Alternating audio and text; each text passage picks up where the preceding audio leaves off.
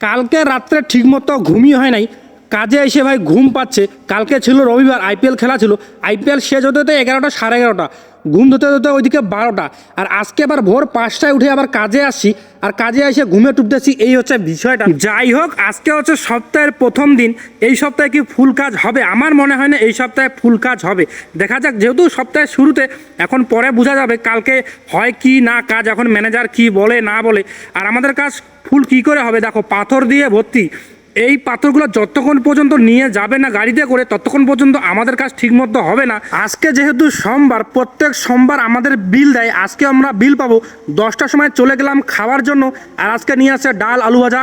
খাওয়া দাওয়া শেষ করে পাছায় হাতটা মুছতে মুছতে আবার চলে আসলাম কাজে। আর আজকের ওয়েদারটা কি বলবো, 38-39 ডিগ্রি তাপমাত্রা আছে। তারপর কিছুক্ষণ পরে কাজকর্ম শেষ করলাম। শেষ করে এই যে দেখো, এদিকে ব্লাস্টিং করবো। এখন ব্লাস্টিংয়ের জন্য সব কিছু রেডি। ব্লাস্টিং করে চলে যাবো রুমে। আজকে কাজকর্ম শেষ।